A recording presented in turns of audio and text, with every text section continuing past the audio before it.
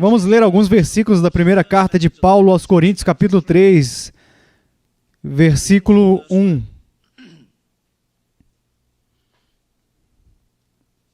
1 Coríntios, capítulo 3, versículo 1.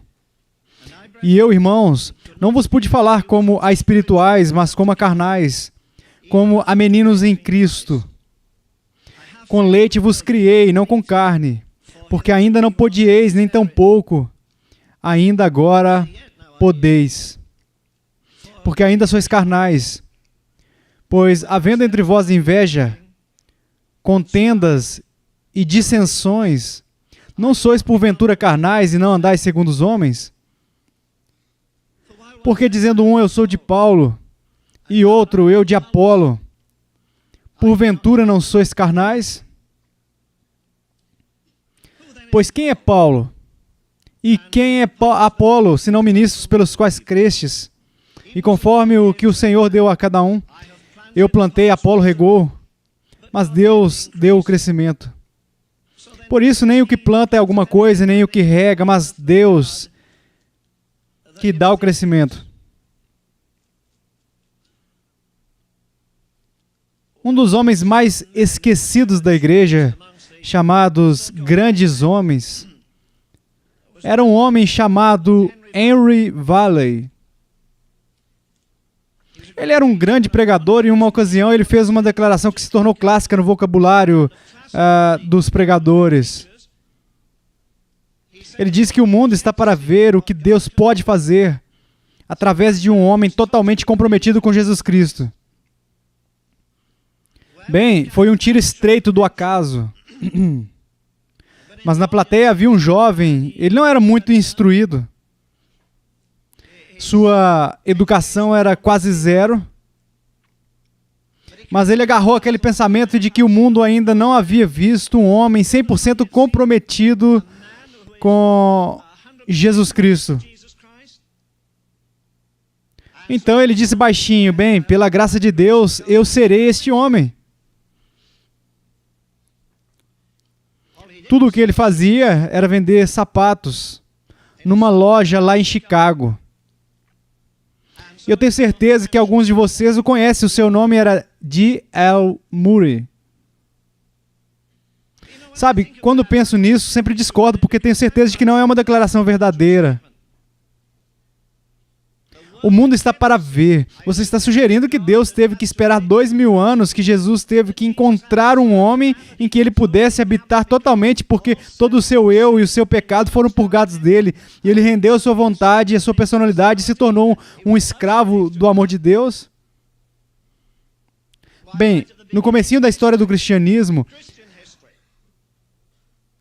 havia um homem totalmente entregue a Deus, de que eu acredito nunca temos visto outro desde então.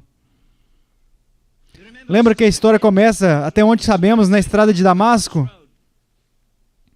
E lá em Atos 26, onde ele dá o seu testemunho diante de Agripa, ele não encobre as manchas, ele não tenta minimizar o zelo perverso que ele tinha. Ele não diz tremendo e com vergonha, desculpe, tenho que admitir que eu, um assassino, ele diz, eu estava descendo aquela estrada e eu ia exterminar toda a igreja de Jesus Cristo. Ele diz que estava enfurecido, não apenas com raiva, mas possuído de raiva. Pensar que algumas pessoas estavam seguindo um homem que morreu numa cruz. Pensar que ele não iria mais ao templo oferecer sacrifícios, estimar o sumo sacerdote, iriam a diversas e maravilhosas coisas do calendário da igreja deles. Mas descendo aquela estrada de Damasco, Deus se apossou daquele assassino e o transformou num mensageiro. Ele pegou o perseguidor e o transformou no maior pregador da história. Ele se apossou do executor e o transformou no maior expositor do evangelho que o mundo já viu. Ele diz, dando seu próprio testemunho, que quando descia a estrada de Damasco, o Senhor apareceu a mim. Ele se revelou a mim. Mas depois ele diz, ele se revelou em mim.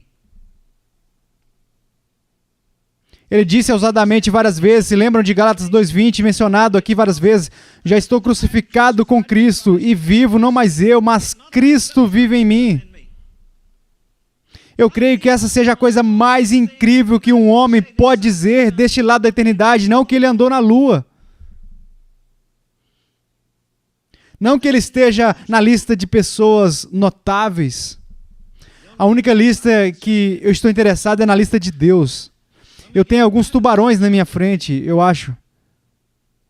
A maior coisa que pode passar pelos seus lábios é se levantar e dizer ao mundo, a carne é o diabo, aos dentro e fora da lei. Cristo vive em mim. E a vida que agora eu vivo na carne, não quando me livrar do tumulto da existência, como dizia Shakespeare, mas a vida que agora vivo na carne, cercada por todas as adversidades, tentações e lutas e todas as demais coisas, e ainda assim Cristo vive em mim. E a vida que agora vivo na carne, vivo na fé do Filho de Deus, o qual me amou e se entregou a si mesmo por mim. Paulo tem uma linguagem incrível, ele esquece isso tudo.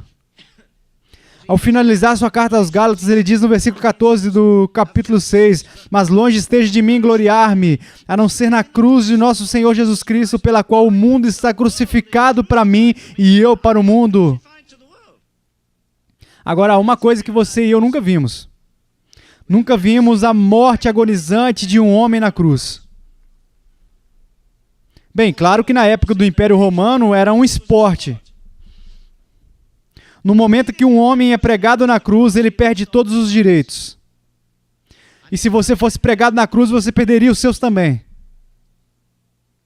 No momento que um homem era pregado na cruz e elevado, as pessoas podiam fazer o que quisessem. Podiam jogar um balde de lixo nele, podiam jogar ovos, podiam pedrejar, ele perdia todos os direitos. E antes de ele morrer, seus olhos eram arrancados, suas costelas eram quebradas, o sangue pingava dele. E todos ficavam animados se fosse um tipo de Barrabás que estivesse lá. Ele merece tudo isso, ele destruiu a vida de outras pessoas, ele estuprou, ele enlouqueceu as pessoas. E eles continuavam com uma lista de coisas que ele fez. Ele devia morrer de 1000 maneiras diferentes. Mas assim que os sinos da cidade tocavam, eles não permaneciam lá. Eles voltavam para a cidade. Às 6 horas, eles não podiam ver a vítima sangrando, não havia ninguém lá às 6 horas da manhã. Nos braços da cruz estavam os abutres. Eles arrancavam os olhos, eles rasgavam o corpo, o sangue escorria, aí os cães vinham de Jerusalém e lambiam o sangue como lamberam o sangue de Jezabel. Ninguém queria fotografar eles, não tinha fotografia ainda, mas ninguém queria ver aquilo. Um espetáculo sangrento. Um homem cujas partes do corpo estavam penduradas. Um homem cujo corpo estava tão distorcido que você dificilmente poderia dizer se era uma estrutura humana. Ele tinha sido apedrejado, ele estava coberto de lixo. Havia excremento e todas as outras coisas ofensivas. E Paulo diz, quando eu digo adeus ao mundo, eu estou dizendo adeus a uma coisa imunda. O mundo está crucificado para mim. É um mundo imundo, é um mundo corrupto. Mas não só isso, ele ainda diz, eu estou crucificado para o mundo. O povo dizia do apóstolo Paulo, eis um homem com uma vasta cultura, ele tem um intelecto colossal. Ele será um grande sumo sacerdote como Hileel, o ancião, ou qualquer outro sumo sacerdote que já houve na história. Uma tolice! Ele ficou tão encantado com esse cristianismo que ele renunciou tudo o que podia ter no mundo. Sim, é fácil para você e eu cantarmos como Isaac Watts, se todo o reino da natureza fosse meu. Receio que não façamos isso. Um amor tão incrível, tão divino. Este homem teve uma revelação de Deus que eu não acho que alguém já tenha tido antes ou depois. Eu tenho certeza de que ele mencionou com fervor o verso, porque Deus amou o mundo de tal maneira que deu seu Filho. Ele repara a grande extensão do mundo. Olhe para a vida surpreendente deste homem. Ele começou sua vida na capital histórica do mundo, Tarso. Ele terminou sua vida na capital militar do mundo, Roma. Ele foi a capital intelectual do mundo. E em Atos 17, eles descobriram este homem baixinho. Quando o viam, diziam que pessoalmente ele aparentava ser fraco, mas descobriram que eles porque ele possuía um intelecto cintilante, surpreendente. Eles falaram de poesia, ele respondeu com poesia. Eles falaram de filosofia, ele respondeu filosofia. Eles falaram de história deles, ele respondeu com a história deles. Este homem é versátil, totalmente desenvolvido. E eles se surpreenderam com este homem incrível. Então ele chegou a uma situação que é da qual o grande pregador escocês falou anos atrás. Estou tentando lembrar o nome dele, James alguma coisa, mas enfim. Anos atrás ele disse que eles ouviram Paulo atentamente. Eles se surpreenderam que houvesse um judeu que soubesse tanto de história grega, filosofia. Tenho certeza de que ele leu Platão e tudo mais. Mas aí, como diz este grande pregador, ele tocou a trombeta da ressurreição. Ele desceu as ruas e quando viu as ruas, elas estavam cercadas de igrejas, como nós diríamos, elas estavam cercadas de locais de adoração. Isso não impressiona muito a gente, impressiona? Nós simplesmente descemos a rua e dizemos, aquela é a igreja católica, aquela é a testemunha de Jeová, aqueles são os mormons ali, os Hare Krishnas, se encontram aí os monistas, se encontram ali e por aí vai. Não mexe com você o fato de que essas pessoas estarem ensinando sobre falsos deuses e estuprando a mente das pessoas como um homem estupra uma garota?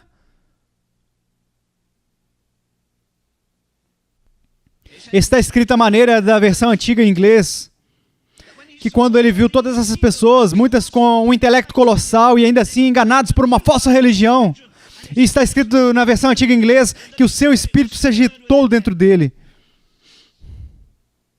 Não sou muito amante da versão amplificada, a não sei quando ela concorda comigo, mas na versão amplificada não diz que seu espírito se agitou dentro dele. Ela diz que quando ele viu toda essa gente enganada por espíritos enganadores, ele ficou irado.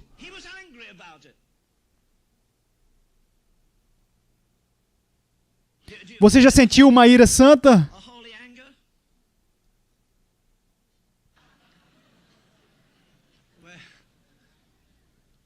Estamos tratando de 1 Coríntios capítulo 3.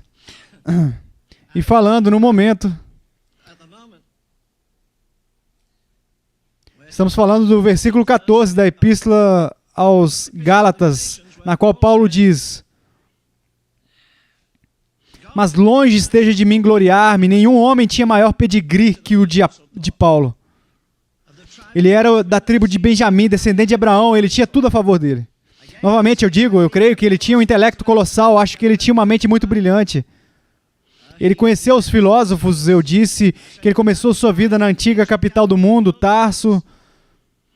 Ele foi para a capital intelectual do mundo, Atenas, ele debateu com eles lá, e ainda assim, não há nenhuma epístola de Paulo aos atenienses. Por quê?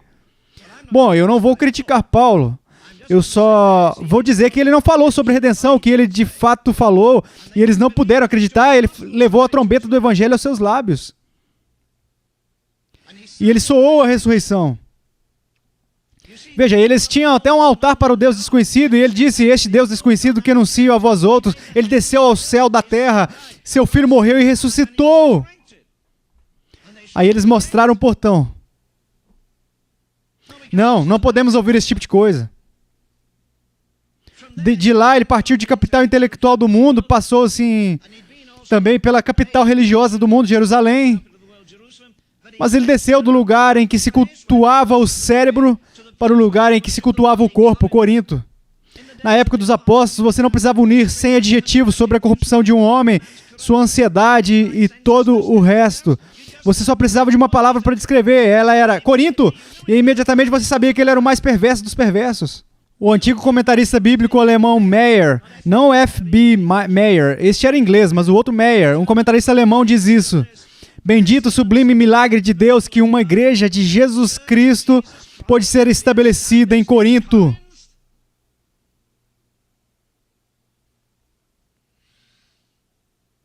Shakespeare disse, não se pode fazer uma bolsa de seda com uma orelha de porco. Deus consegue fazer mais que isso. Ele consegue pegar o mais depravado, desprezados, rejeitados homens e torná-los santos para Deus. Está escrito em 1 Samuel que ele levantava os mendigos do monturo e os tornava príncipes de Deus. Eu lembro que há uns 15 ou 16 anos atrás, trabalhando com o David Wilkerson, naquela época em que ele era pouco conhecido, e mesmo assim tínhamos o salão lotado. Este lado da capela de oração estava ocupado pelas garotas e este outro pelos homens, e um rapazinho se levantou e disse: o irmão Hill precisa pregar para nós. Um rapazinho porto-riquenho, seu rosto era radiante. E ele disse: antes de ele cantar, levantaremos e cantemos o hino nacional. Oh, eu pensei, que bobagem, cantar o hino nacional logo antes de eu pregar? E eu não entendi o que ele disse. Ele não disse cantar o hino nacional, ele disse cantar nosso hino nacional. Como nós cantamos nosso hino nacional, eu pensei, os porto-riquenhos devem ter um. E ele se levantou lá e sabe o que ele começou a cantar? Maravilhosa graça, com doce o som, que salvou um miserável como eu. Eu estava perdido, mas agora fui encontrado. Foi sua graça, foi sua graça.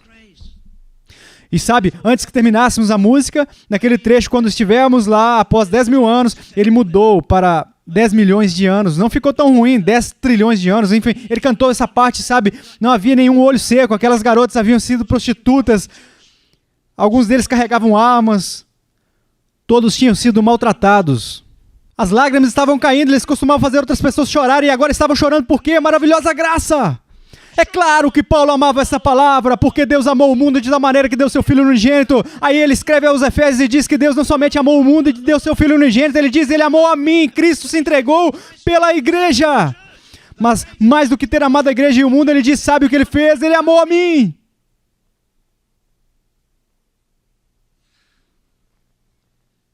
Você já caiu de joelhos alguma vez e disse, obrigado, Senhor, por salvar a minha alma e não nossas almas? Obrigado por apagar o registro horrível do meu pecado. Alguns de vocês não tiveram muitos. E é verdade que aqueles que foram salvos mais pecados amam mais. Se lembram daquele rei brilhante que foi mencionado nessa manhã em Salmo 51? E em outro salmo ele diz, tirou-me de um poço de perdição. Esta mão aqui está envolvida com crimes e esta outra com adultério. E minha história foi estragada. E ele não está apenas pedindo desculpas. Ah, perdoa os meus pecados, agora eu vou cuidar da minha vida. Ele não está pedindo por um conhecimento superficial para que de alguma forma o relacionamento seja restaurado e tudo fique bem. Ele vai além disso, ele diz no Salmo 139, sonda-me e conhece meu coração. Prova-me e conhece meus pensamentos. Vê se há em mim algum caminho mau. Ele diz no Salmo 51, eu quero a verdade no íntimo. Oh, está chegando ao limite, não está? Não apenas na minha mente ou consciência, mas no íntimo, que a verdade esteja no centro do meu ser. Paulo finaliza sua epístola aos Gálatas. Oh, é tão bonito. Ele não diz ironicamente, sabe? Acho que fiz a coisa certa. Eu poderia ter tido uma boa influência para Deus se eu tivesse permanecido no mesmo lugar e eu tinha uma reputação mundial e... Não. Eu gosto do que ele diz no final daquele capítulo. Estou lendo da Bíblia Viva, King James.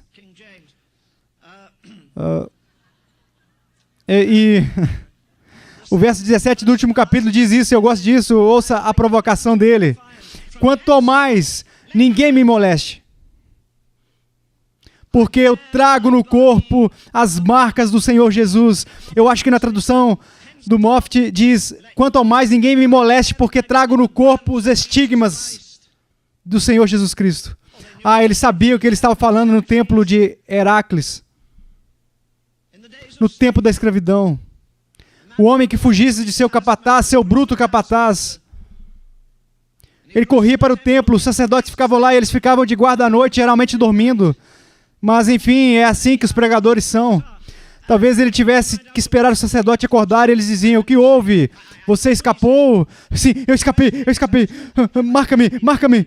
Bem, escolha um dos ferretes que usamos para marcar os gados aqui, ó. Com qual Deus você gostaria de ser marcado? Ele escolhia o estigma, ele escolhia a marca de um determinado Deus e ele era marcado nas mãos. Consegue imaginar ele colocando a mão lá, cerrando os dentes e a carne chiando quando o ferro em brasa é pressionado? Ele deslizava a sua toga. Se estivesse usando uma e era marcado atrás do seu pescoço, ele levantava o pé e era marcado no peito do pé. Paulo diz: ninguém me moleste. Eu estou marcado. Eu trago as marcas de um escravo. Eu sou um escravo de Jesus Cristo. Eu não tenho vontade própria, eu não tenho direitos. Há um hino antigo baseado nesse tema: que minhas mãos façam sua oferta, que os meus pés percorram seus caminhos, que os meus olhos vejam a Jesus somente, que os meus lábios te louvem. Tudo para Jesus, todas as atribuições do meu ser, todos os meus pensamentos, palavras e ações, todos os meus dias e todas as minhas horas. Esse homem não é nenhum pregador profissional. Pregar não é uma profissão, é uma paixão. Um homem que não prega com paixão não devia nem pregar. Não é uma profissão, é uma paixão. Não há nenhuma faísca em nenhum lugar no ministério de Paulo e, graças a Deus, não nenhuma faísca de comércio também. Pedro disse que na época dele, que alguns fariam comércio de vós. Isso não pode ser mais verdadeiro nos dias em que vivemos. Eu trago no meu corpo as marcas do Senhor Jesus. Eu trago aqui na minha nuca uma marca que significa que essa parte do meu ser, meus pensamentos, minha filosofia é a de Jesus Cristo, meus ensinamentos, meus pés. Não é impressionante o quão longe esse incrível homem foi? Olhe para a sua jornada missionária sem aviões, sem trens. Deus colocou algo nele que o mundo estúpido tenta tirar dele, mas Deus colocou algo nele e eles o açoitaram 195 vezes e não conseguiram tirar isso dele. E ele foi pendurado num tronco no Mediterrâneo por 36 horas, mas não conseguiram tirar isso dele. E eles tentaram arrancar isso dele, mas o Deus Todo-Poderoso colocou algo nele de modo que eles não estavam tentando matar o apóstolo Paulo, eles estavam tentando matar a Jesus Cristo, porque Cristo habitava nele. Ele diz: não sei se desejo partir ou ficar aqui, porque não muda muito em certo sentido, já que eu ainda tenho Cristo dentro de mim. E ele diz que a sua vida está escondida com Cristo em Deus. Então você vê este homem se movimentando, abrindo igrejas. Uma coisa incrível que frequentemente digo para jovens pregadores que me perguntam sobre a pregação, eu não sei muito sobre isso e tenho tentado fazer isso por mais de 60 anos. Agora, e ainda é um mistério, acho que é como o querido pastor disse nessa manhã. Sabe, algumas pessoas tiraram tudo, 1, 2, 3. Se tiverem tirado, eu jogo o livro fora. Quanto mais eu envelheço, mais eu percebo quão grande é o mistério da piedade. Porque Deus não está pairando nos nossos vitrais aqui nos Estados Unidos nessa manhã. Porque Ele não está pairando nos nossos programas de TV e rádio multimilionários com todo o brilho e performance que eles têm. O melhor ar é onde Deus está respirando nessa manhã entre os pobres e necessitados. O avivamento em Nagaland, nordeste da Índia. Eu li um relato que um irmão me enviou recentemente. Ele foi pensando que ia ocorrer um avivamento como o de Fire. Achamos que fomos fazer uma cópia com papel carbono e dizer: Senhor, duplique isso desse jeito, mas não balance o barco. No dia 11 de julho, no The Wall Street Journal, que eu acho que muitos de vocês leem por ter interesse em investimentos, mas no The Wall Street Journal, de 11 de julho, está escrito, eu ia trazer o papel, mas eu esqueci, mas diz lá que um avivamento evangélico está se movendo nos Estados Unidos agora mesmo, mas está tendo pouco efeito. É como dizer que houve um terremoto na Califórnia, a Nova York, ontem à noite, 8.6 na escala Richter, mas ninguém sentiu.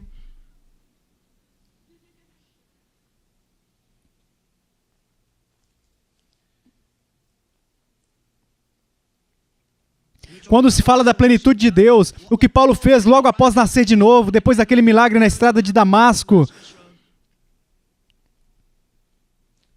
Fico feliz por um homem ter se colocado de pé para ouvir o que Deus tinha a dizer naquela manhã. Ele não orou somente, ele escutou. E Deus disse: Ananias, vá à rua chamada direita e aquela é a casa. Você acha incrível Deus saber seu nome e endereço? Os homens podem esquecer, mas Deus sabe. Aí ele desce a rua e diz para ele: irmão Saulo. Isso deve ter o assustado. Quer dizer, ele, Paulo, ia matá-lo. Ele, Ananias, vem e diz: irmão Saulo, o Senhor te apareceu com este propósito para te fazer um ministro. Sabe, só Deus pode te tornar um ministro, ninguém mais pode fazer isso. Eles podem te ensinar algumas coisas na escola bíblica, mas nunca te farão um pregador. O Senhor que te apareceu. Aí ele desaparece, ele vai para o deserto. Deus se revela nele.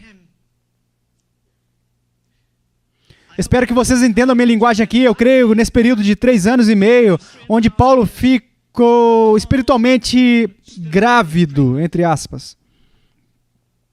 Quero dizer que o Espírito de Deus deu à luz todas essas epístolas, as quais posteriormente Paulo escreveu. Eu creio que ele deu à luz a todas aquelas igrejas, porque ele escreve isso depois aos Gálatas, meus filhinhos, por quem de novo sinto as dores de parto.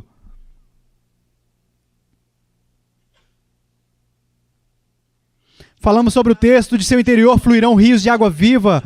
14 epístolas, se você acreditar Hebreus a ele, eu acho que ele escreveu epístolas dos Hebreus, 14 epístolas incomparáveis. Eu vos lembro de novo, o cristianismo não foi servido ao mundo numa bandeja de prata. O cristianismo foi servido, ou nasceu, em uma sociedade totalitária, sofisticada. E mesmo assim, Jesus nunca falou nada sobre a escravidão. Todos esses caras que estão correndo para Washington, eles não corrigem a casa de Deus, mas querem corrigir a Casa Branca. A resposta para a nossa situação atual, a política e todos os outros dilemas que temos na nação, não serão resolvidos no salão oval da Casa Branca, serão resolvidos no cenáculo da casa de Deus. It'll be solved, if it's solved at all, in the upper room in God's house. A forma como os pregadores estão correndo para Washington nos faz pensar que os políticos são o sal da terra. Eles não são. Eles não podem nem colocar a própria casa em ordem. Deus proibiu estritamente Israel de descer ao Egito para pedir socorro, e todos esses caras estão correndo para os políticos. Nós queremos a Bíblia de volta nas escolas. Eles dizem: bem, eu não estou muito preocupado com isso. Eu gostaria de ter a Bíblia de volta em cada casa. Então esqueça a escola. Alguns de nós queremos que os professores façam o que o papai e a mamãe deveriam fazer.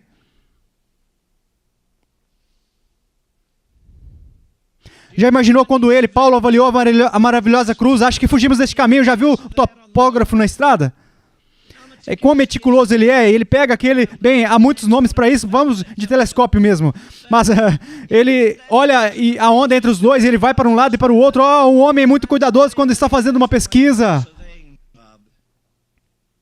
Nenhum homem avaliou a cruz, a maravilhosa cruz na qual o príncipe da glória morreu, como o apóstolo Paulo. Meu maior ganho, eu considero tudo como perda. Sim, Senhor, ele fez isso várias e várias vezes. Afinal de contas, se você colocar uma cruz no chão, ela aponta para o norte e sul, leste e oeste. Ela tem uma mensagem para o mundo todo.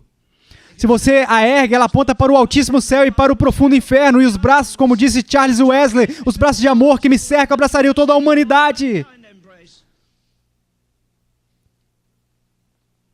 Paulo não tinha medo. Sabe o que ele fez? Prover a Deus que alguns de vocês amigos fizessem isso. Sabe o que ele fez uma vez? Ele disse: me põe de joelho diante do Pai. E por ele ter se ajoelhado diante do Pai, ele nunca se ajoelhou diante de ninguém. Nem de demônios, nem de políticos. Ele permaneceu de pé, magnificente.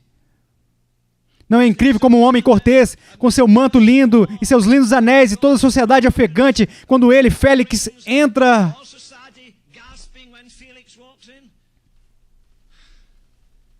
E antes que Paulo encerrasse, os joelhos de Félix estavam tremendo. Disse que Félix tremeu. Ele vai a um dos homens mais notáveis da época e o que ele diz? Por pouco me persuades a me fazer cristão. Estou à beira disto. Paulo disse: provera a Deus que tu se tornasse tal qual eu sou, exceto essas cadeias. Não é adorável? Ele estava com correntes. A diferença de Paulo para o homem no trono era que o homem no trono tinha correntes, mas elas estavam no seu interior. As correntes de Paulo estavam do lado de fora. Ele não tinha nenhuma no interior dele. Ele era livre.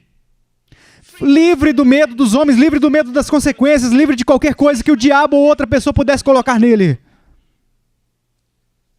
Quanto ao mais, ninguém me moleste, ele diz, porque trago no corpo as marcas do Senhor Jesus.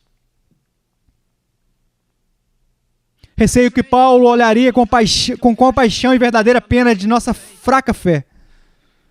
Eu digo às vezes que são dias de teologia magra e pregadores gordos. Eu estou certo que sim.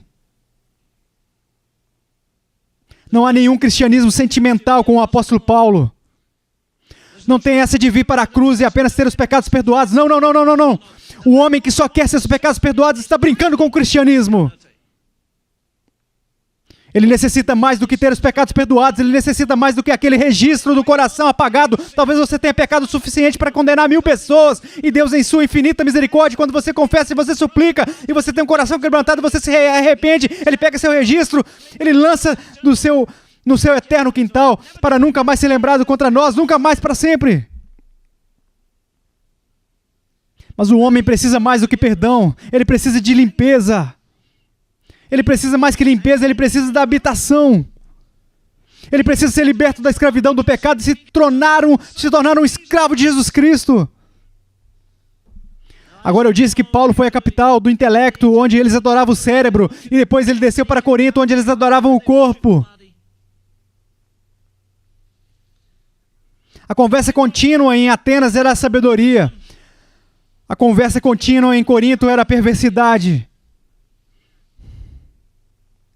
Eu não leio que ele tenha enviado cartas pedindo suporte para ir para lá. Eu não leio que ele tenha feito reserva no Holiday, num hotel ou em outro lugar. Este homem estava preparado para seguir os passos de Jesus em todo o caminho, o mais longe possível. Alguém disse a um amigo meu recentemente, talvez construiremos um prédio para Deus. Ele respondeu, escute, deixa eu te dar um conselho. Não construa nada que possa te envergonhar daqui a alguns anos. Esse é um ótimo conselho. Eu vejo o dinheiro de Deus indo para prédios imponentes e piscinas e quadras de tênis e me dá vontade de vomitar. Com o mundo faminto, com o campo missionário precisando de dinheiro. Paulo ataca os coríntios. Bem, ele não entra nessa coisa de filosofia. Ele não os deslumbra com seu conhecimento. Ele começa a sua epístola dizendo, não fui até vocês com palavras persuasivas de sabedoria humana. Praticamente dizendo, eu acabei de tentar isso no último lugar em que passei, aqueles filósofos estoicos, epicureus e outros, eles se maravilharam, abriram os olhos, se surpreenderam com o que eu disse, mas eu não os alcancei. E por isso, eu estou regressando à base. Há alguns anos havia um professor nos Estados Unidos, seu livro foi publicado recentemente. Eu acho... Não sei se ele estava em Yale, não, em Princeton. Ele tinha apenas 40 e poucos anos quando contraiu uma doença terrível. Seu corpo começou a se encurvar. Ele tentou achar uma resposta para esse problema, mas não conseguiu. Então, um dia, alguém disse para ele que ele precisava ir para Paris, pois havia um médico lá. Agora, isso acontecia quando os navios eram lentos, não havia nem mesmo navios rápidos, muito menos aviões. Quando ele chegou a Paris, alguém disse, não temos a resposta. Acho que você vai encontrar ela lá em Genebra. Em Genebra, eles disseram, não temos a resposta aqui. A resposta está na Áustria. Ele chegou na Áustria e alguém disse, não, a resposta está na França. Ele chegou na França e disse, está depois do Canal da Mancha da Inglaterra. Na Inglaterra disseram, não temos a resposta. O médico que tem a resposta está lá na Escócia. Quando ele chegou lá, o médico disse, sinto muito. Eu não tenho a resposta para isso. Fizemos algumas investigações, mas não temos a resposta. Como hoje em dia conseguimos diagnosticar o câncer, mas não conseguimos curá-lo. Estamos tão ocupados injetando bilhões na indústria bélica e deixamos pessoas morrerem à nossa porta. Então temos o suficiente para destruir outro país, não é maravilhoso? Não tenho resposta. Ele voltou. Ele estava pensando em se atirar do navio.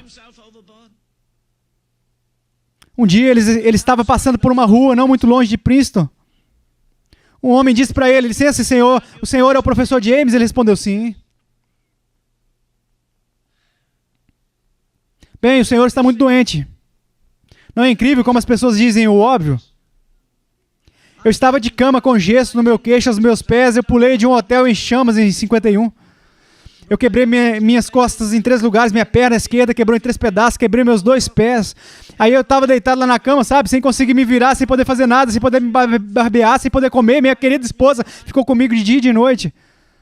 Aí alguém entrou no quarto e disse: olá, irmão Riverhill, você está doente? Não, estou me preparando para jogar tênis, não está vendo que já estou com meus equipamentos de tênis? Está caindo um temporal, você está encharcado e alguém diz: ó, está chovendo? Ah, obrigado por avisar. Tremendo de frio, alguém diz: está frio? Sim, por isso eu estou coberto até as orelhas, está frio. O senhor está doente, precisa achar um curandeiro. Amigo, não há cura. Percorri toda a Europa, gastei uma fortuna. Aí ele disse: se o senhor descer a rua e bater na porta de fulano de tal, diga que John o enviou. Por quê? Para ter a resposta? O professor foi e bateu na porta. Aí um pequeno trabalhador veio, suas mãos não eram macias, não eram delicadas para manusear um bisturi e operar, elas eram cheias de calos e o homem, obviamente, não era muito instruído. O professor disse: como você pode ver, eu tenho uma doença terrível e ela está se desenvolvendo rapidamente, eu quero me livrar dela e entendo que você tem a cura para ela. I do want to get rid of it, and I understand you have a cure for it. O homem disse: bem, eu posso orar por você. O professor disse: o quê? Ele disse: eu posso orar por você. Eu posso passar óleo na sua cabeça e... O professor James disse: meu psicólogo diria isso, não vai funcionar. E meu orgulho diria: você não pode se ajoelhar diante deste ignorante, você tem 2 PhDs, mas veja, os PhDs dele não fizeram nada por ele. E toda a sua filosofia não fez nada por ele, então ele entrou na casa. E ele disse: o que o senhor disser para eu fazer, eu farei. O homem disse: ajoelhe-se. E ele se ajoelhou. O homenzinho pegou o óleo, passou na mão, o Papa ia adorar fazer isso. Ele colocou óleo na cabeça dele, eu fiz isso milhares de vezes, acho que o irmão Salerno também, alguns de nós aqui, irmãos. O professor estava aguardando. Ele pensou que um relâmpago ia cair do céu ou algo do tipo. Um homem coloca suas mãos trêmulas na cabeça do grande professor. E ele disse algumas coisas, então disse: no nome de Jesus Cristo de Nazaré, seja curado.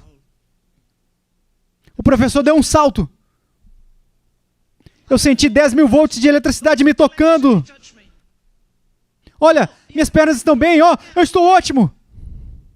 Não sei como isso aconteceu. O homenzinho disse: eu também não.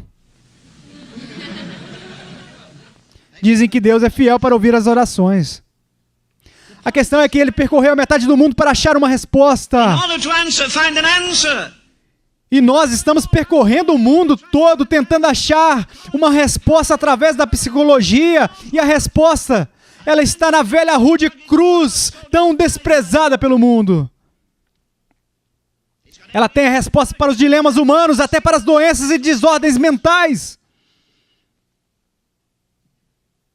Eu não me importo com o quanto você enfatiza a tragédia que Adão trouxe ao mundo. Você está me sugerindo que não há nenhum jeito para o coração humano ser limpo? Satanás poluiu as bases da sociedade humana e Deus não tem resposta para essa poluição? Eu gosto daquele hino: rompas tu o pão da vida. Eu gosto do verso que ele diz: então toda a escravidão cessará e todos os grilhões cairão. Paulo havia visto homens e mulheres serem redimidos da corrupção. Ele os viu serem transformados e agora ele está escrevendo 18 meses depois. E ele diz: vós sois carnais. E ele diz: sois carnais. Ele usa 2 palavras gregas diferentes aqui para carnalidade, mas eu não vou tratar delas nessa manhã, sei que vocês não estão muito interessados. O ponto que eu quero enfatizar é este: ele diz: vocês são bebês em Cristo. Sabiam que quando um homem vai cortar um diamante, ele tem que ser muito firme? Ele olha de diferentes ângulos, ele amplifica uma pequena fenda, ele pode cortar do jeito errado e ela não será mais valiosa do que muito vidro. E ele é muito, muito cuidadoso. Na Inglaterra guardamos as joias da rainha, as joias da coroa. Elas ficam cercadas por cerca elétrica. Você não consegue roubá-las, é impossível. Nunca ninguém tentou de qualquer maneira. Eu penso no Michelangelo, quando ele estava esculpindo a cabeça do rei Davi em uma pedra. Se não tivesse cuidado, uma escorregada, e aquele pedaço original ia significar que o nariz foi tirado da orelha e ficaria estragado. Mas nenhum homem lidou tão bem com um diamante. Michelangelo nunca trabalhou com tanta acuracidade, e nenhuma mãe teve um filho que inflamou tanto o coração como o cuidado que Paulo teve com a sua igreja. A tragédia é que somos muito evangelísticos, nós registramos as estatísticas e o pregador vai na noite seguinte. Esse apóstolo Paulo não era assim, não era um evangelista aventureiro. A coisa mais preciosa com que lidamos é a alma do ser humano. As ilhas vão afundar um dia, a Capela Sistina explodirá em pedacinho.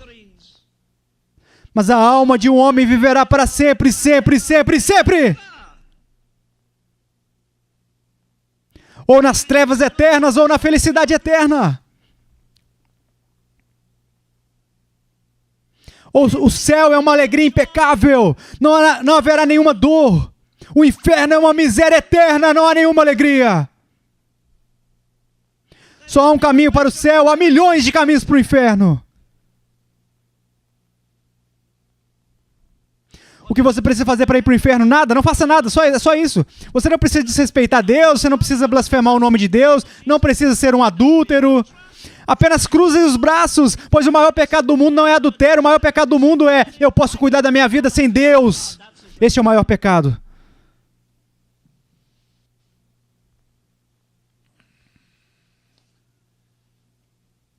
Paulo estabeleceu a igreja, mas agora ele está muito preocupado com eles. Ele diz que eles são bebês em Cristo. Se você estava aqui há um mês atrás, você ouviu Leland Paris, que é o líder da Jocum para as Américas do Norte e do Sul. Ele introduziu sua mensagem dizendo que havia estado em um culto uma semana antes com Bill Bright e outros. Bill Bright, o fundador da Campus Crusade, diz que a Campus Crusade fez uma enquete entre os cristãos dos Estados Unidos. E foi isso que ele disse, eu fiquei remoendo isso, acordado a noite toda pensando nisso. Bill Bright disse, com a confissão deles mesmos, que 95% do povo americano que se diz cristão, e seria a realidade de outros países também, 95% dos cristãos americanos disseram que eram de duas ou uma, ou cristãos carnais, ou bebês em Cristo. Deixa eu traduzir isso do mundo espiritual para o mundo social. Eu não estou fazendo graça, tá bom? É como ouvir o rádio amanhã de manhã ou assistir ao seu programa na TV e o apresentador dizer o seguinte: acabamos de fazer uma enquete em toda a Força Aérea, em todo o Exército, entre os homens que estão conduzindo aqueles, como se diz, aqueles portas-aviões multibilionários. E entre os homens que estão pilotando aqueles jatos ultrassônicos, entre os homens que estão dirigindo os tanques e os homens que estão cuidando daqueles lançadores de mísseis subterrâneos e mísseis intercontinentais, consultamos a todos e descobrimos que a nação está sendo operada militarmente por escoteiros juniores.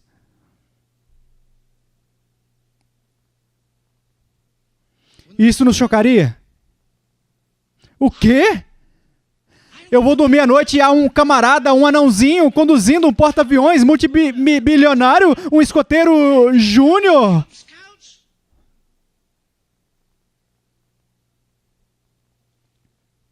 Acho que se tivéssemos digerido isso, não teríamos tido nenhum culto desde então, teríamos ficado prostrados clamando a Deus, ao Deus Todo-Poderoso. Mas escute, aí está o ponto. Porque Paulo está discutindo aqui com esse povo, ele diz, porque eu alimentei vocês com leite e não com carne, vocês não digerem, vocês não têm digestão espiritual. Bem, escute, apenas na América nesse momento eu ouso dizer isso diante de Deus, eu creio que tenhamos centenas de milhões de fitas gospel e milhões de livros gospel. E milhões, e milhões. E temos centenas de escolas bíblicas. E centenas durante o ano, centenas de seminários E temos pessoas memorizando as Escrituras. E temos cerca de 5.000 estações de rádio que todos os dias pregam uma porção das Escrituras. E mesmo com tudo isso para nos alimentar. Meu Deus, onde fomos parar com tudo isso para nos alimentar? 95% de nós são aleijados espirituais. Crianças espirituais. Bebês espirituais. Oh, não é só essa vez que ele diz isso. Em Efésios 4, versículo 14, ele está preocupado com os Efésios lá, Efésios 4, 14, para que não sejamos mais meninos inconstantes, levados em roda por todo vento de doutrina, pelo engano dos homens, que com astúcia enganam fraudulosamente. Ele está preocupado com os Efésios. Bebês em Cristo. Por serem bebês, não podem carregar fardos. Eu lembro de quando eu era criança, eu ia no jardim, tínhamos um jardim de flores, como dizemos na Inglaterra, um jardim de vegetais, e eu tentei carregar um balde de batatas, eu fiz força e meu pai disse, coloca no chão, vai machucar sua coluna. Quando eu estava com quase 13 anos, eu vi um balde pela metade, fui pegar e meu pai disse, coloque isso aí, você vai carregar quando for forte o suficiente para carregar.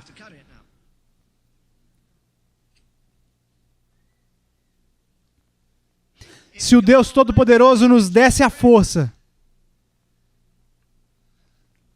nossos fardos equiparados à nossa força não seria bom. O que precisamos é da força para o fardo de hoje.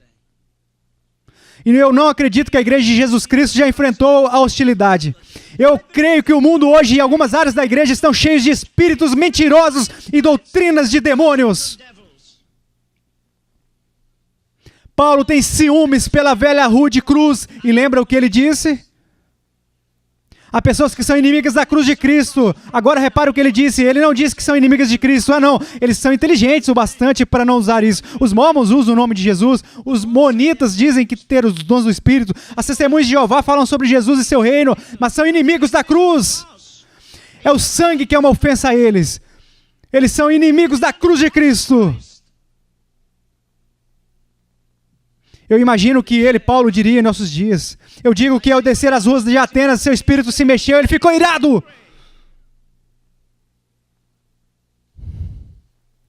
Bebês, crianças, cheios de autopiedade, interesses próprios, egoísmo, autopreocupação. Primeiro eu.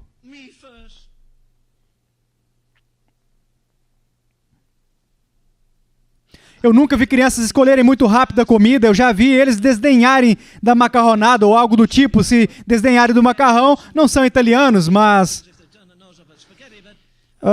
outras coisas também, sabe? Geralmente é o repolho, não é? Cara, espinafre. Só se alguém fizesse espinafre ter o gosto de sorvete para ele ser gostoso. Não, elas são bem seletivas no que elas comem e bebem.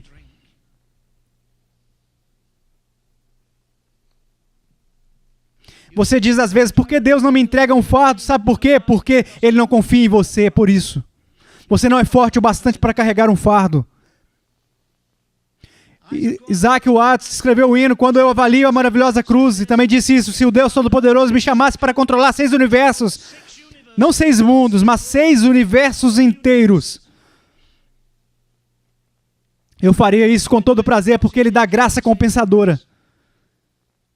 Mas ele disse, eu não queria cuidar nem de 6 navios sem a direção dele. É fácil ser emotivo, não há nada de errado com a emoção, você precisa ter alguma emoção. Mas é errado quando é só emoção. Crianças, elas amam as pessoas, mas só amam por emoção. Quem elas amam mais? A tia Bess. Claro que as irmãs têm uma personalidade muito mais agradável, mas as irmãs são pobres. Então, quando elas ouvem a tia Bess chegando, elas sobem na janela, ela está vindo. Por quê? Porque ela sempre traz presentes. E elas só amam baseado nisso, porque ela dá. E algumas pessoas amam a Deus porque Ele dá. Nós temos agora esse truque de prosperidade desgraçado. Paulo é muito claro, não é? Não foi ele que disse, Timóteo, que chegaria um dia que as pessoas pensariam que a piedade é motivo de lucro? Alguns santos de Deus não têm uma camisa para trocar. Leiam a edição atual da Reader's Digest, revista de seleções no Brasil, ou peguem emprestado, peçam a alguém, roubem e depois devolvam, mas enfim. Há um artigo tremendo lá nesse mês sobre Laos, um país que não podemos esquecer. Sabe, eu não, porque eu sou inglês, esqueça a minha língua, eu não teria ficado aqui desde 1950 se não amasse o país. Deus me enviou para cá, Ele não me enviou vocês, vocês têm que estar aqui, vocês não têm opção. Ou pelo menos a maioria de vocês, tudo bem, não fiquem tão tristes. Eu vim porque Deus me disse para vir. E sou feliz por ter vindo. Mas deixa eu voltar. Eu creio que a igreja está enfrentando a maior hostilidade. Eu creio que há uma guerra nos céus como nunca houve antes. Em 1896, quando a convenção de Kelowsk foi fundada, a senhora Penny Lewis foi uma das fundadoras. Não, o avivamento de Gales veio de Kelowsk. Mas a senhora Penny Lewis disse naquela época, vamos ter uma invasão do poder maligno sem precedentes. Tivemos 2 guerras mundiais sangrentas desde então. Eu ia dizer que estou convencido de que neste exato momento, como a nação sabe por que estamos sofrendo, por causa dos pecados dos nossos pais, pelo que fizeram com as pessoas na época da escravidão. Estamos sofrendo por isso, porque a maldição vai até a 3ª e a 4ª geração. Estamos sofrendo pela destruição causada ao Vietnã. Estamos sofrendo porque o presidente Nixon e o secretário Henry Kissinger disseram que não estávamos bombardeando o Camboja e temos bombardeados por 1 ano. E agora essas pessoas legais com quem estamos tentando ser amigáveis. Podemos estabelecer a 2ª fase, tratamento com sal. Vamos procurar tratamento também, se isso ocorrer. Se isso ocorrer. Se isso ocorrer. Sangrento, enganador, eles não odeiam os Estados Unidos, eles odeiam a Deus. Nós vamos tentar nos casar politicamente com esse sistema imundo, prostituto. Bem, é bom tomarem cuidado, porque se fizermos isso, haverá um castigo horrível. Eu vejo pessoas indo para o Antigo Testamento e pegando um versículo para os Estados Unidos. Escute, você não pode pegar um versículo dado a Israel. Israel foi o primeiro. Na minha opinião, não era a nação, era a igreja. O povo de Israel não podia casar com outro povo. Eles não podiam nem gostar de outro povo. Eles não podiam nem andar como os outros povos. Eles não podiam se socializar com outros povos. Eles deviam ser santos para Deus. Você está sugerindo que algum dia fomos realmente santos para Deus? É verdade sobre outras nações, estou ciente disso. Se algum dia Deus procurou por um homem que esticasse os ombros e carregasse o fardo, esse dia é agora, no momento em que vivemos. Se algum dia já precisamos estar em alerta para não sermos apanhados por doutrinas falsas, esse dia é agora, no momento em que vivemos. Se houve um dia que precisássemos colocar toda uma armadura de Deus, meu Deus do céu, vocês sabem, tirando Mussolini, que foi o primeiro a treinar meninos de escolas em soldados, não se envia meninos à batalha. Não se envia bebês para a batalha. Eles querem mamadeiras, não batalhas. Eles querem o berçário, não o arsenal. Com que frequência você vai a um culto de oração onde se sente realmente engajado contra os principados e potestades e os príncipes das trevas deste século? Uma das coisas mais incríveis que eu acho que Jesus já disse aos seus discípulos, eis que vos dou poder sobre o inimigo. Não. Sobre todo o poder do inimigo. Isso inclui as enfermidades, sim, eu admito isso, mas não significa isso somente. Há só um poder que pode resistir à investida que está em todas as nações da terra neste exato momento. E é a igreja de Jesus Cristo ungida com o Espírito Santo. E há um ditado antigo que diz, vale tudo no amor e na guerra.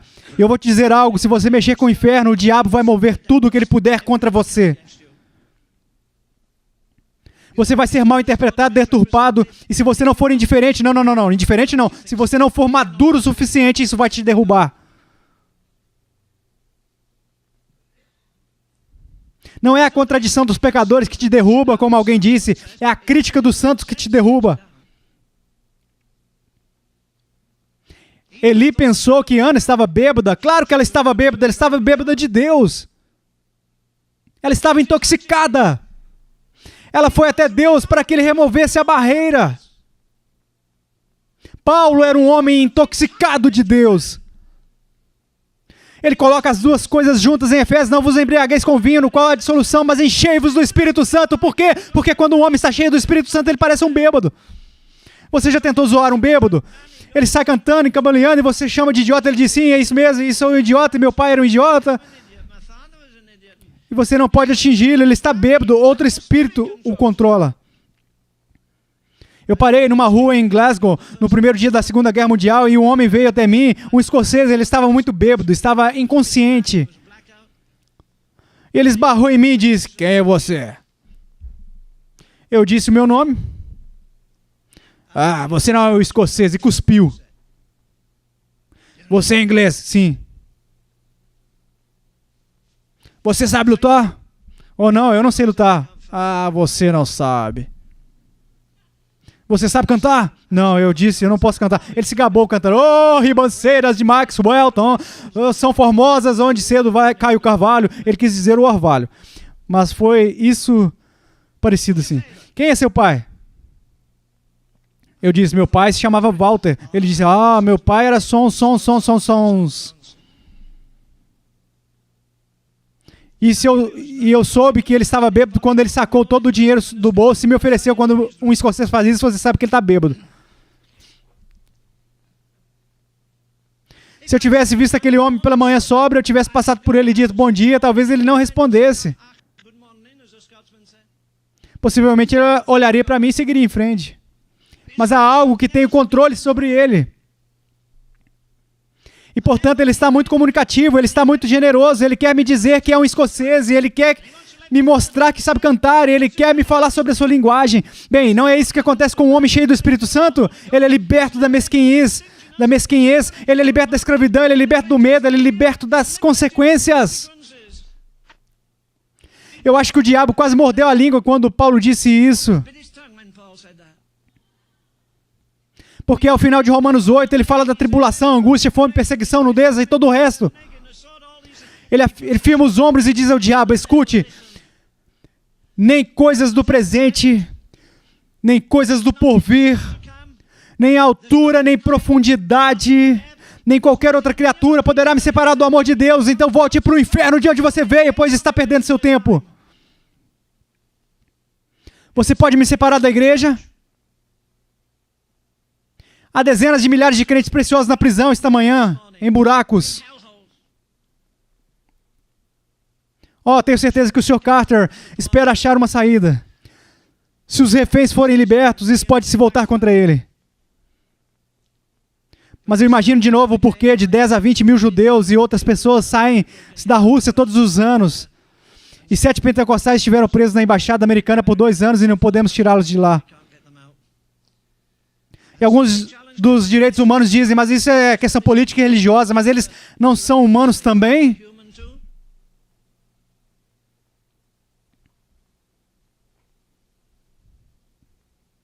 Talvez isso sirva de testemunho para o poder do cristianismo. Eles têm medo de libertar 7 pessoas, elas podem sair e perturbar o mundo. Elas podem sair, entrar na Rússia e perturbar o sistema errôneo. Paulo está cego, ele diz: eu não vejo se é judeu, grego, escravo ou livre. Se eu vejo um rei, sua coroa de ouro, seu ritual, e daí? Por dentro ele está morto. Porque veja só, há 2 tipos de pessoas no mundo: as que estão mortas no pecado e as que estão mortas para o pecado.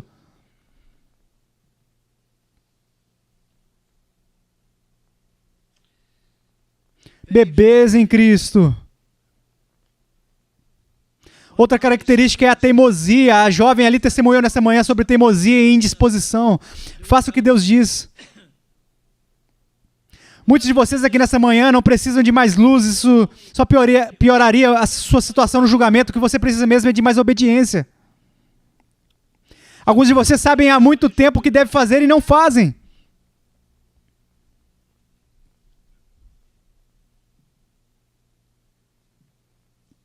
As crianças são bem melindrosas, não são? Porque se você racionalizar isso, você diz: o seu problema é que você é melindroso. Eu não sou melindroso, eu sou sensível. Você é cheio de orgulho. Eu só tenho um pouco de respeito próprio.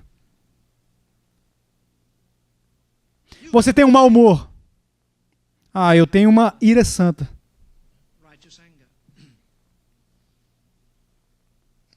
Sempre vai haver uma desculpa que funciona. Se você quiser. Eu tenho respeito próprio, você é cheio de orgulho. Mas as crianças não são muito melindrosas, elas não se ofendem facilmente. Sabe, alguns de nós não se ofendem só pelo que os outros dizem, nos ofendemos pelo que Deus diz para nós.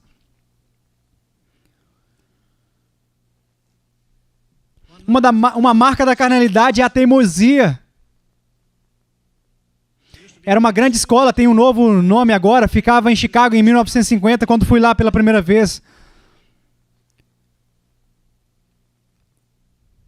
Eu esqueci o nome completo, era alguma coisa com o evangélico. E naquela época, o Dr. Harry Jessup era o pastor. Ele foi para a Inglaterra e pregou, eu lembro dele dizer que tinha uma irmã, que tinha uma filhinha linda, uma garotinha modelo, e ela era muito mimada.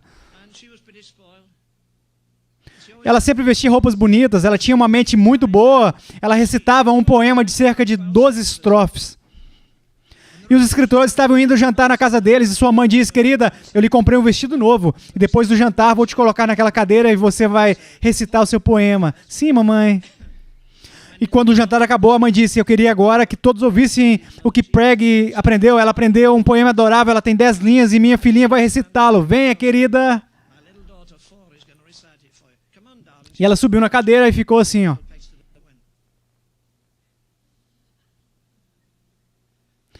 Aí a mãe disse: Peg, recite, por favor.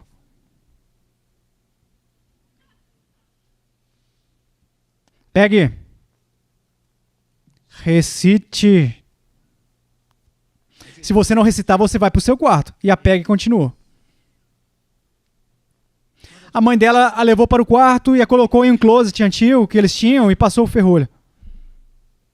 E certamente ela perdeu a noção do tempo na festa e esqueceu a Peg lá em cima. Oh, ela tá lá em cima, tadinha. E quando ela chegou lá, ela escutou um barulho assim, ó. Pum, pum, pum, pum. Isso é engraçado.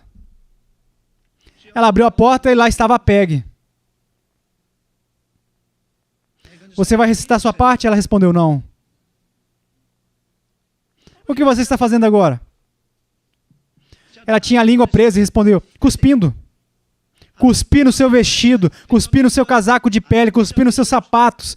Estou só aguardando para cuspir mais. Em outras palavras, ela decidiu não fazer o que a mamãe dela disse.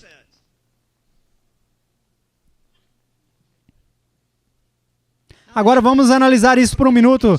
Ele diz que são bebês e ele diagnostica o problema. Ele diz que havia inveja, orgulho e divisão entre eles. E a Escritura diz que a inveja é podridão para os ossos. Você diz: bem, tenho tido problemas com orgulho, sei ainda mais desde que fui salvo. Tenho tido problemas com o mau humor, com a inveja, com a dúvida. Espera aí. O que você vai fazer com isso? Eu pedi para Deus me ajudar. Bem, Ele não vai te ajudar. Por quê? Porque Ele disse que não. Não, Ele não vai te ajudar a controlar isso. Deus nunca excusa o pecado, Ele executa o pecado. Ele diz: joga isso na cruz, aí está pronto. Uma senhora tinha um cachorro muito bom, de pedigree muito bom.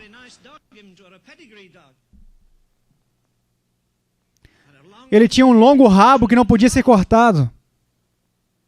Alguém perguntou se ela tinha os papéis, documentos do cachorro. Ela respondeu: sim, por todo o chão. Mas o cachorro, sabe, esse cachorro não devia ter rabo, precisava ser cortado até a traseira. Ela disse: eu não sabia disso. O homem voltou poucos meses depois para ver o rabo. Ele disse: você fez errado, devia ter cortado rente a nádega. Ela disse: não, isso é cruel, eu corto 5 centímetros por mês.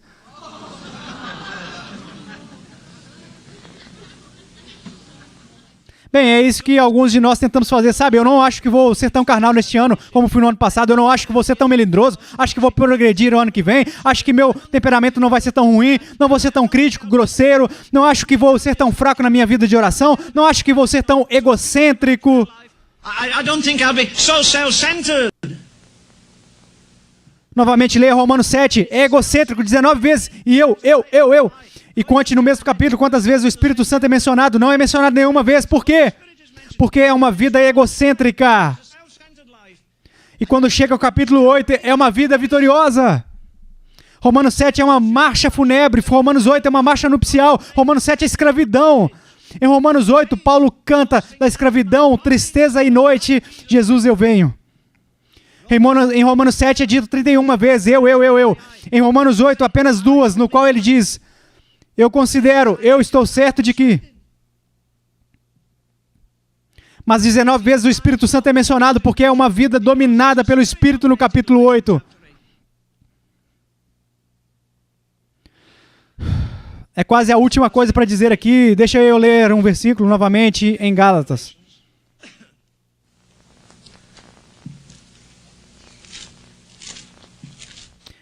Gálatas 4:1, se puder olhar rapidinho.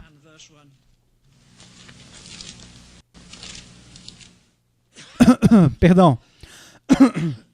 Essa é a coisa que eu acho mais devastadora nesse nível de infância espiritual. Digo, pois, que todo o tempo que o herdeiro é menino, em nada difere do servo, ainda que seja senhor de tudo. Percebeu? Eis aqui um homem ou um garoto, digamos, de 13 ou 14 anos, seu pai lhe deixou milhares de acres de hectares de terra, um jatinho legal, um adorável jardim, 10 milhões de dólares em dinheiro. E mesmo assim, o garoto de 15 anos está tão desamparado quanto o servo que limpa o estábulo. Por quê? Ele é o herdeiro. A sua mãe pode provar que deu à luz do homem que morreu recentemente. Seus parentes podem endossar, ele também tem a certidão de nascimento, mas nada disso é suficiente. Todo o tempo tem o que o herdeiro é menino, em nada difere do servo, ainda que seja senhor de tudo. Mas está debaixo de tutores e curadores até o tempo determinado pelo Pai.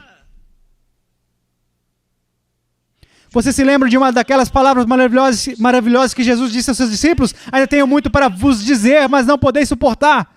Eu digo reverentemente diante do Deus Todo-Poderoso, não diga isso para mim no trono do julgamento. Não me deixe estar de pé diante de John Wesley, Finney e todos os grandes santos de todas as eras. E ouvir Haverhill, eu tinha muito para te dizer, mas você estava tão preocupado que não pude falar com você. E mesmo que eu pudesse, você não era maduro bastante para lidar com isso. É fácil cuspir texto se você perdoar a palavra grosseira. É fácil dizer, sabe, nessa geração, vamos cumprir a palavra de Jesus em que ele disse, obras maiores farão. Caramba, eu queria ver um começo com algumas obras menores neste momento. Eu gostaria de ver um grupo de homens indo a algum lugar como nos arredores de Dallas, se você preferir mesmo, que esteja fervendo com as escolas bíblicas. Mas indo a uma cidade como Finney fez e dizer, não vou sair dessa cidade até que aconteçam dois movimentos, Deus se movendo e o diabo saindo daqui. Não temos ninguém assim hoje, nós temos aventureiros, temos grandes ofertas de amor, nós queremos glamour. Paulo nunca glamorizou o evangelho, é um evangelho muito sangrento, é um evangelho ensanguentado, é um evangelho de sacrifício. Eu creio que o cerne do cristianismo é o sacrifício, não sucesso, sacrifício. 5 minutos na eternidade, eu acredito que cada um de nós desejaria ter sacrificado mais, orado mais, amado mais, suado mais, se afligido mais, chorado mais.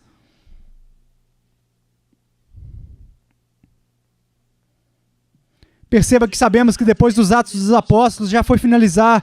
Depois dos Atos dos Apóstolos, todo o equilíbrio do Novo Testamento está na igreja, não nos pecadores. Paulo escreve para a igreja em Tessalônica e diz, estou orando dia e noite. Não. Ele diz, eu estou orando excessivamente. Ele está orando a oração fervorosa e eficaz de um justo pela igreja. Sim, pela igreja. Não para que eles saíssem da pobreza, não para que eles fossem livres da escravidão. Ele está orando pelo quê? Ele diz, eu estou orando dia e noite. Pelo quê? Ele estava orando pela fé deles. Orando excessivamente dia e noite para que vossa fé seja fortalecida. Aí ele começa a segunda epístola aos Tessalonicenses, capítulo 1, versículo 3. Eu me alegro. Por quê? Porque a vossa fé cresce muitíssimo. A oração dele foi atendida. Eles não terminaram se tornando milionários ou personalidades famosas. Eles não terminaram se tornando evangelistas, mestres e profetas. Essas coisas aconteceram lá e proveram a Deus que elas se manifestassem mais nesses dias. Eu gostaria de ver a força ágape. Aqui eu gostaria de ver a força ágape lá na esquina, no Joas e outros lugares. Eu gostaria de ver um lugar onde saberíamos que há um homem que é profeta e outro evangelista e outro mestre. Cada homem no seu devido lugar. O problema de hoje é que o pregador quer ser tudo em uma igreja mediana. Ele quer ser mestre, pregador, profeta e tudo mais. Você deve ficar satisfeito em ser uma parte da roda.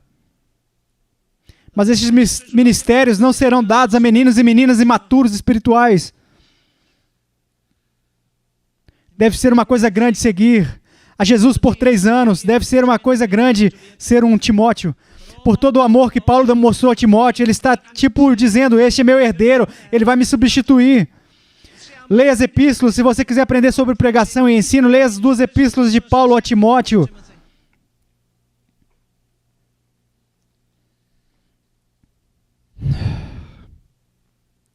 O tempo que o herdeiro é menino, em nada difere do servo. Mas deixe-o chegar à idade da maturidade. Eu nunca descobri a resposta para isso. Eu converso sobre isso com Deus às vezes e com outros homens sábios aqui. 3 homens sábios aqui na primeira fila. Mas, sabe, Paulo, não é incrível como Paulo é o teólogo mais profundo que a igreja já teve? E geralmente quando falamos do apóstolo, chamamos João de apóstolo do amor. Mas ele não escreveu 1 Coríntios 13.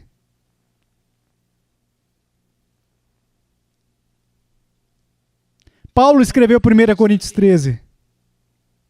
Paulo diz, querem saber de onde vem o meu sucesso? Se pudermos colocar dessa maneira, querem saber? Ele fala lá em 2 Coríntios 5:1, porque sabemos que se a nossa casa terrestre desse tabernáculo se desfizer, temos de Deus um edifício, uma casa não feita por mãos, eterna, nos céus. E aí, mais embaixo ele diz, sabe qual é o segredo? O amor de Cristo me constrange. Eu falei para o Tony, há uns 3 meses atrás, sabe? Eu vi uma coisa muito ousada hoje. Ele perguntou, o que você viu? Eu disse, eu estava entrando em um prédio e dizia na fachada, amor ágape. É a melhor coisa do mundo. Eu disse, Tony, o que fizemos? Colocamos uma placa no nosso portão dizendo, se você não encontrar amor em nenhum outro lugar, você encontra aqui na ágape. Se você não encontrar um amor que nunca acaba, você encontra na ágape. Se você não encontrar um amor que tudo suporta, tudo crê, tudo espera, nós nunca desistimos de você. Quer dizer, nós colocamos isso no muro lá fora. Agora, ou isso é verdade ou somos hipócritas. Amor.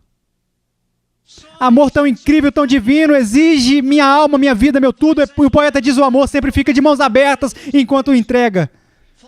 Porque é uma prerrogativa do amor dar e dar. Deus amou o mundo de tal maneira que deu seu Filho, único Filho. Cristo amou a igreja e se entregou por ela. E se você ama, ele diz, você dá a sua vida por seus irmãos. Isso não quer dizer que você deva morrer por eles. Isso quer dizer que você deva compartilhar a sua vida. Isso significa que todos os dias, quando eles tiverem necessidade, você supre essas necessidades. Não é simplesmente dizer, atire em mim e não nele. Isso é fácil, você se livraria daqui.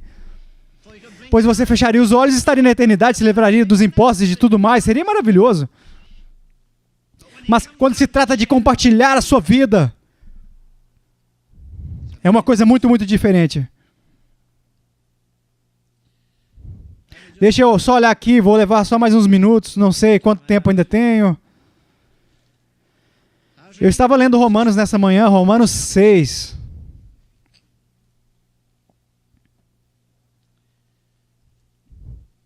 Olha, você não consegue achar no Novo Testamento o lugar em que os outros apóstolos foram salvos. Mas você consegue achar o lugar onde Paulo foi cheio do Espírito Santo. Quando os filhos de Israel saíram do Egito, que é uma tipologia do mundo, e o faraó, que é uma tipologia do diabo, quando eles saíram do Egito, eles cantaram uma canção que se dissipou na brisa. Mas quando eles entraram na terra prometida, Canaã, eles construíram um altar permanente. Eles construíram uma coluna de pedras, um registro permanente de que eles estavam atravessando para a terra prometida. Uma terra que emana leite e mel. E às vezes sugerimos que ser cheio do Espírito Santo é a resposta de todos os problemas. É o fim de todos os seus problemas. É mesmo, o fim do começo. É aí que eles começam. Jesus foi cheio do Espírito Santo e imediatamente o Espírito levou ao deserto. Você sabe o que o batismo com o Espírito Santo pode fazer com você? E nós recitamos isso? Claro que deveríamos. Vou te dizer o que ele fez com aqueles homens em Atos 2. E muitas pessoas dizem, eu tive uma experiência como a de Atos 2, mas Atos 2 leva a Atos 3. E para onde Atos 3 os leva? Para a prisão. E eu conheço muitas pessoas cheias do Espírito que deveriam estar na cadeia, mas tirando isso. É prisão. É prisão. É escravidão. O tipo de escravidão que você coloca no trem, quando ele começa a descer a linha, e a única segurança é que ele seja controlado por aqueles 2 trilhos de metais. Caso contrário, é uma coisa letal. Como disse Madame Guignon, minha liberdade é ter o grande controle. A única liberdade no mundo é ser escravo de Deus. Sai da escravidão do pecado para a escravidão de Deus. Agora, olha o que ele diz no capítulo 6 de Romanos. De sorte que fomos sepultados com ele pelo batismo na morte, para que, como Cristo foi ressuscitado dentre os mortos, pela glória do Pai, assim andemos nós também em novidade de vida. Versículo 5. Porque, se fomos plantados juntamente com ele na semelhança da sua morte. Sabendo isso, que o nosso homem velho foi com ele crucificado, para que o corpo do pecado seja desfeito, para que não sirvamos mais ao pecado.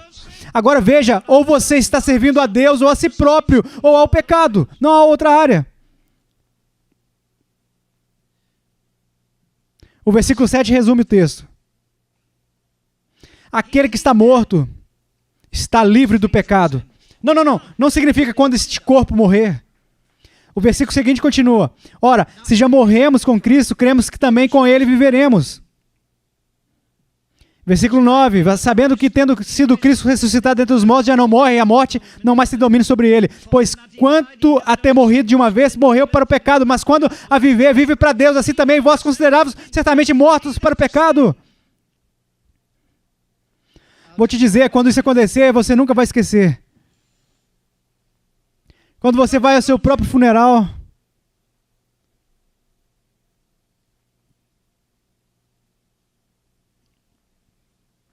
no seu folheto de hinos dessa manhã, não estou com o meu aqui. Você pode me dar um folheto, por favor? Não vamos cantar agora, mas eu gosto desse hino. Eu estava pensando nele antes do culto também, então eu me informei sobre 2 coisas no mínimo. Cantando a velha Rude Cruz e esse hino. Eu o louvarei. Olha a segunda estrofe. Embora o caminho pareça estreito, tudo o que eu reivindiquei foi varrido, minhas ambições, planos e desejos aos meus pés em cinzas jaziam. Eu disse em um culto na Escócia, enquanto encerrávamos anos atrás, que se você deixar isso ser verdadeiro na sua vida, se você trouxer suas ambições, seus planos, seus desejos, sua vida e colocar no altar, Deus queimará essas coisas. E Ele fará bem mais com as cinzas do que você faria com toda a sua personalidade. E eu disse, se alguém disser isso, levante sua mão. Algumas pessoas levantaram sua mão e eu disse, alguém mais? Uma mulher pequena levantou a mão e abaixou assim. Eu disse, eu vi isso. Ela tinha o cabelo ruivo flamejante. 15 anos depois, minha querida esposa e eu estávamos em Manchester, em um culto missionário, e o culto estava tão chato quanto uma panqueca. O último homem a falar se sentou. O homem que conduziu o culto diz, vocês gostariam de ouvir um testemunho? Sim, e ele chamou uma pequena mulher ruiva, suas pernas eram tão pequenas que nem sequer conseguia tocar o chão, ela ficou balançando as pernas assim enquanto o pregador estava pregando. Eu pensei, sim, eu chutarei se estivesse perto dele também, mas eu acho que era porque as pernas dela eram pequenas. E sabe, ela ficou de pé e aquela plateia dormindo naquela tarde, de repente despertou e ficou atenta. E ela disse, eu me lembro de estar na missão da caridade em Dundee, na Escócia, era uma tarde, eu fui para ouvir um certo pregador, Heavy Hill. Não pode ser aquela pequena ruiva. Eu tinha medo de andar no escuro, um rato passando no chão. Eu nunca entendo por que uma mulher que pesa 63 quilos sobe na cadeira, já que o rato tem 1 grama e vai derrubá-la. Você pensa que é uma escavadeira vindo? Eu não enfrentava um rato, não enfrentava o escuro, eu não ficava sozinha. E ela disse, aleluia, naquela tarde. Tudo o que eu fazia era varrer o chão de uma fábrica e o diabo dizia, o batismo com o Espírito, o revestimento do poder é somente para os intelectuais, ministros e pregadores, futuros missionários. Não é para garotas serventes, não é para uma garota que varre o chão, você não tem estudo. Mas o Reverend Hill disse, traga o que você tem e deixe Deus queimar. E ela disse, aquele foi meu bote salva-vidas, eu corri para aquele altar naquela manhã. E ela disse, o fogo desceu e consumiu todos os meus desejos, todos os meus temores, todos os meus amanhãs. Eu acabei de voltar da África. E eu estive lá por quase 15 anos. E ela disse, não tenho mais medo. Algumas noites havia um leão na porta. Ela diz, eu virava e dizia, não estou no menu hoje à noite. Às vezes, ao andar pelo lago, no meio da noite, com um homem carregando uma lamparina, na minha frente havia um hipopótamo com sua boca aberta ou um crocodilo. Eu entregava o bebê e o homem dizia, eu vou voltar com você porque é um homem comendo. Não, está tudo bem, eu vou voltando, cantando, garantia bendita. Deus tirou meu medo dos homens, Ele tirou meu medo da morte, Ele tirou meu medo das consequências. Ela disse, quando eu, uma menina analfabeta, fui para o seminário de Brinkhead, eu fiquei entre as 10 melhores alunas de idiomas e eu não podia escrever em inglês. Quando cheguei lá, eu fui para a Escola Internacional de Idiomas em Paris e fiquei na lista dos melhores do curso novamente. E agora nas selvas da África, vivendo sozinha numa cabana onde tenho sido aterrorizada, eu teria morrido no primeiro dia. Eu não entendo escocês, eu quero voltar para a África onde Deus está agindo. E ela disse, aquela cabaninha cheia da glória de Deus, como um templo. De uma vida que era inútil até eu entregar tudo aos pés de Deus, até a última coisa. Esqueça a minha idade, mas na década de 30, estávamos pregando e fazendo cruzadas na Inglaterra. But back in the 1930s, we were preaching, doing crusades in England. Havia um homem chamado Dan Phillips. Ele tinha uma voz tremenda. Ele tinha sido tão selvagem como qualquer outro homem na Primeira Guerra Mundial. E ele carregava cicatrizes disso, tanto na sua mente, na sua consciência, como no seu corpo. Um dia, uma jovem o parou, ele falou sobre o Senhor, e ele foi maravilhosamente salvo, e ela era uma moça bonita. E ela o ensinou sozinha, eles iam ao culto juntos, até que ele se apaixonou por ela. E eles marcaram a data do casamento, eles compraram toda a mobília e guardaram. Eles estavam em um culto uma noite e eles estavam cantando o que dizem ser um hino de consagração.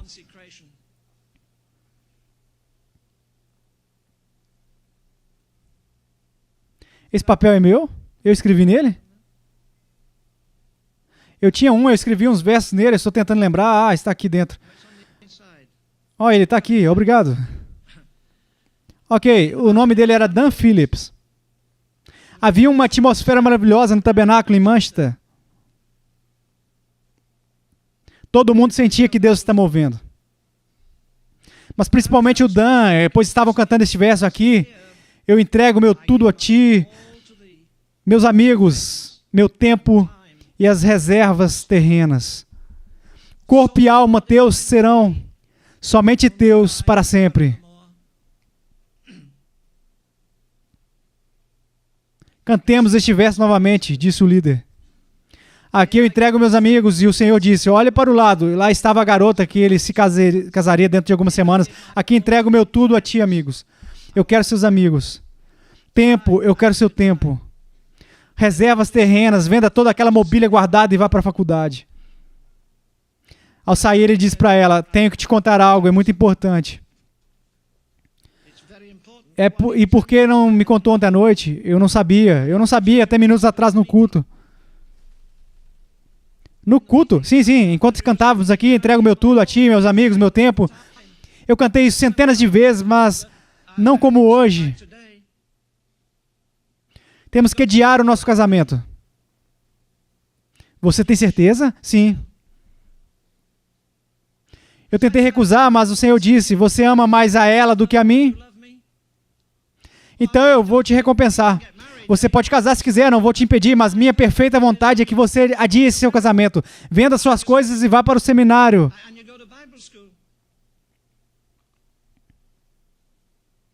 Bem, ela é um ser humano. Paulo disse que nada lhe importava, ele não disse que nada lhe machucava. Os olhos dela se encheram de lágrimas e ela disse, Dan, isso é lindo. Eu estou feliz por você amar mais ao Senhor do que a mim. Ele foi para o seminário. Ele era o homem menos instruído do seminário. Um amigo meu estava na faculdade com ele na mesma época. E uma noite ele recebeu o fardo da oração, ele pulou da cama e saiu pelo corredor de pijamas, era uma escola só de homens. E ele correu para a sala de aula, número 1, e ele desceu para orar. E ele orou até o suor escorrer pelo pijama. Ele nem sequer ouvia a porta abrindo e fechando, abrindo e fechando, abrindo e fechando. Nas horas seguintes, todos os homens do curso estavam lá embaixo sobre seus rostos. Aquela faculdade nunca tinha tido um avivamento como aquele, nem antes, nem depois. Eles eram todos pregadores. Eram homens que eventualmente seriam enviados para os confins da terra. Você sabe, essa bobagem sem sentido que você pode ter Jesus como seu Salvador, mas não como seu Senhor, é puramente antibíblica. Eu creio que devamos ser homens em chamas nessa situação. 95% dos cristãos dessa nação são fracos. Deus não pode lhes confiar uma visão, nem um fardo. Não se entrega joias às crianças. Elas não têm noção de valores. Não se pode confiá-los algo que exige bravura, eles não são muito tímidos. Não se pode confiá-los um fardo, senão os quebra. No meio daquele maravilhosíssimo e incomparável hino de amor que mostra o que Paulo experimentou, ele descobriu esse amor tão incrível. Ele encontrou esse amor que é sempre paciente, que nunca é rude. Ele encontrou esse amor que tudo suporta, que tudo sofre, até chicotadas, mesmo se um avivamento tivesse rompido, porque pensavam que ele era um fanático. No meio daquele capítulo incrível, ele tem um choque, eu acho. Eu nunca entendo, ele interrompe de repente e diz, quando eu virei homem.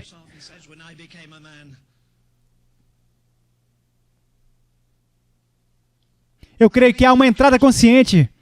Assim como os filhos de Israel souberam que atravessaram as águas, pisaram na terra prometida e disseram, essa é a nação de Deus. Chegou um momento na vida de Paulo em que ele sabia. Eu creio que foi depois de Deus ter se revelado a ele, depois de Deus ter se revelado nele. E ele teve 3 anos de estudo intenso, ele foi até arrebatado ao 3º céu. Se você quiser procurar, você não encontra nem 2 minutos que ele tenha se desviado na vida dele. Eu creio que ele viu tudo o que João viu, mas Deus não o deixou escrever. Oh, sim, valerá muito a pena quando vimos Jesus, mas daqui até lá existem milhares de armadilhas. Para alguns de vocês, rapazes, um par de olhos lindos. Para alguns de vocês, moças, um jovem muito promissor. Vai parecer um grande pregador, mas Deus vai querer que você queime sua vida em outro lugar. Para alguns de vocês, apenas serem pais e mães piedosos, pois há uma terrível escassez deles nesse momento.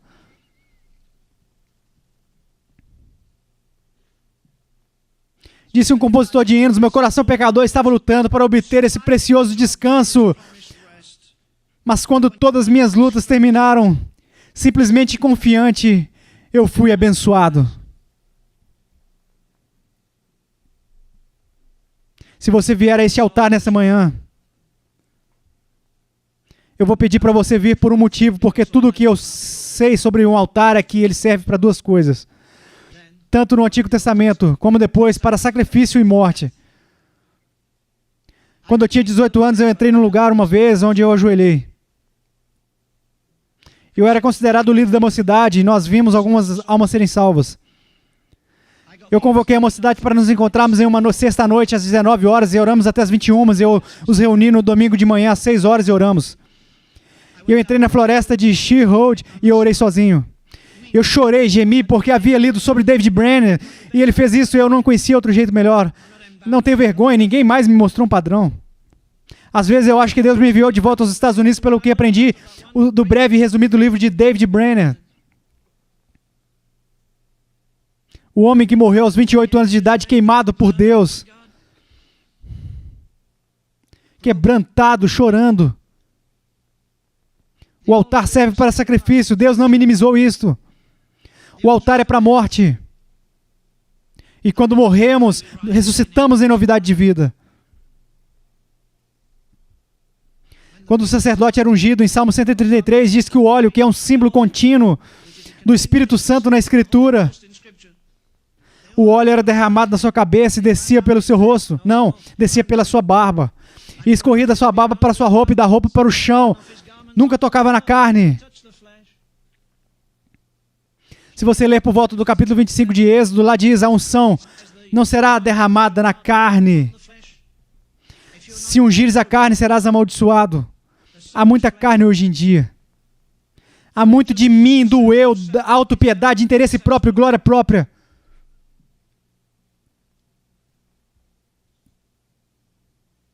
Eu digo, se você vier para este altar, venha para morrer.